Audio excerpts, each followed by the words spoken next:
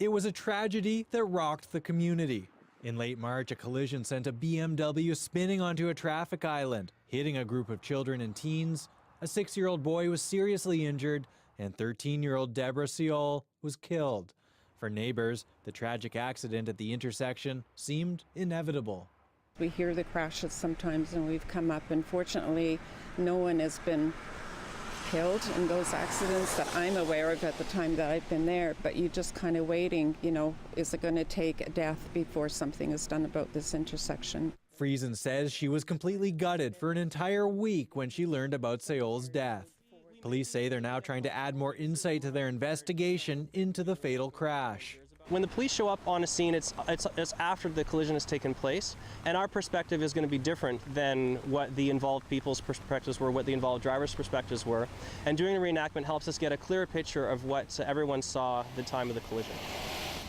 Police say it's fairly common to do accident reenactments or recreations, but it is rare to close an entire intersection. And a lot of that has to do with the fact that Mariner Way is a busy road and there is a lot of traffic here. For the reenactment, police positioned an SUV at the intersection, apparently obscuring the line of sight of a vehicle prepared to make a left-hand turn, and a vehicle moving at fast speed up the hill and through the intersection. That's one of the high-speed runs that they're doing through here. Now, police are trying to recreate this to figure out the cause of the incident and what happened that tragic day.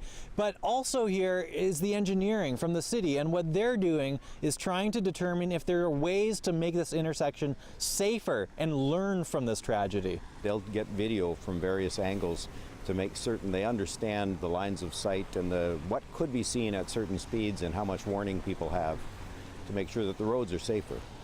In terms of the crash investigation, police say it's far too early to say much, but they continue to investigate what role speed may have played. Today, the reenactment had a car traveling roughly 85 kilometers per hour. Rafferty Baker, CBC News, Coquitlam.